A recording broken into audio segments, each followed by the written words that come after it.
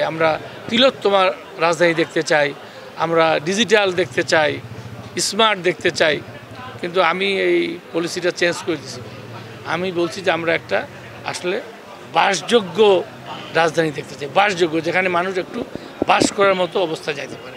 আমরা already programme করছি, ডেটটা বলবো না। আমরা এই ধরনের কিছু ঝুঁকিপূর্ণ বিল্ডিংয়ে অলরেডি আগামী সপ্তাহে আমরা যাব, এবং ওইটাও সিদ্ধান্ত হয়েছে আমরা এখানে ফায়ার ব্রিগেডকে ডাকবো, এখানে পুলিশ প্রশাসনকে ডাকবো, এখানে সিটি কর্পোরেশনকে ডাকবো, বিদ্যুৎকে ডাকবো, গ্যাসকে ডাকবো, ডেকে আমরা একদম টিম ধরে। আমরা তো নর্মালি কিন্তু আমরা আমার মেম্বার সহ আমরা কিন্তু অ্যাকচুয়ালি ছুটির দিনে বের হই সাইড বুক, কিন্তু এইটা আমরা করবো অফিস যেতে, বিকজ অন্যান্য ডিপার্টমেন্টকে যেহেতু আমরা ডাকবো আমরা করব। এবং আমরা লিস্ট করতেছি। আরেকটা তথ্য আপনাকে দেই, দুর্ভাগ্যজনকভাবে আমরা যে লিস্টটা একটু শোনেন আপনার প্রশ্নটা, আমরা যে ঝুঁকিপূর্ণ বিল্ডিং লিস্ট করতেছি অত্যন্ত দুঃখজনকভাবে এর অধিকাংশই কিন্তু সরকারি ভবন আর পুরান।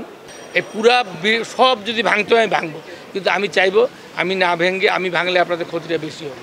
আপনারা যদি নিজেরাই আপনাদের ব্যত্যয় অংশটা সংশোধন করেন আপনাদেরও ক্ষতি কম হবে, এবং আমাদের লোকজন যে আপনাদের সহযোগিতা করবে দেখাই দিবে কীভাবে যে আমরা যেগুলো আন্ডার কনস্ট্রাকশন বিল্ডিং বা আদার্স যে কোনো কনস্ট্রাকশন আন্ডার মানে প্রসেসের মধ্যে আছে সেগুলোতে কোনো জিরো টলারেন্স, এখানে নিয়ম নীতির কোনো ব্যত্যয় ঘটানো যাবে না। যেগুলো আগে হয়ে গেছে সেগুলো আমরা চিন্তা করব কী করা যায়, সেগুলো একটা নীতিমালা হচ্ছে। বাট যেগুলো রানিং এগুলোতে আমাদের কোনো ছাড় নেই। ঢাকায় ম্যাক্সিমামই দুর্যোগপূর্ণ পুরানো বিল্ডিং যেহেতু সেটা আছে, আমরা ওখানেও কিন্তু কাজ করতেছি।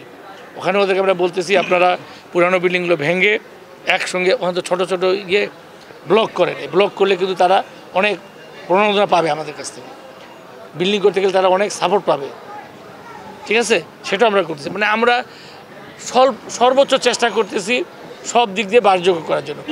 আমরা এখন বলি এই মুহূর্তে রাজুকের কাছে, অন্য ডিপার্টমেন্ট যাই না, রাজুকের কাছে কোনো প্রভাবশালী মহল শক্তিশালী মহল বলে কিছু নাই। আমরা যাকে যেভাবে পাবো আমরা সেটা উচ্ছেদ করব যেটা সম্ভব। আমরা অলরেডি যারা রাজুকের বিভিন্ন অনিয়মের সঙ্গে জড়িত তাদের বিরুদ্ধে ব্যবস্থা নিচ্ছি এবং ভবিষ্যতে নিব। এই ব্যাপারে কোনো ছাড় নাই। আপনি খেয়াল বক্তব্য আমার কর্মকর্তা কর্মচারীর উদ্দেশ্যে কিন্তু এটাই বলে আসছি যে আমার এই নিয়মের বাইরে কোনো সুযোগ নেই, অবশ্যই ব্যবস্থা নেওয়া হবে। আর ঢাকা শহরে যানজট নিয়ে আমরা কাজ করতে চাই সবাইকে নিয়ে, সিটি কর্পোরেশন, রোডস, এখানকার প্রশাসন, রাজুক মিলায়, হ্যাঁ, আমরা এখানকার এবং জনগণকে নিয়ে আমরা একটু রাস্তাঘাটগুলো কীভাবে ওয়াইড করা যায়। যদি আমার একটা বাউন্ডারি ওয়াল আছে সেটাকে যদি আমি একটু 3-4 ফিট পিছাই নিতে পারি, সুযোগ যদি থাকে, যে বিল্ডিংটা কমপ্লিট হয়ে গেছে আমরা ওই বিল্ডিংটা ভাঙবো না এটা বলি, বাট হয়তো একটা বিশাল জরিমানা করব আমরা ওই বাড়িগুলোতে যারা ব্যত্যয় করে বাড়ি করছে।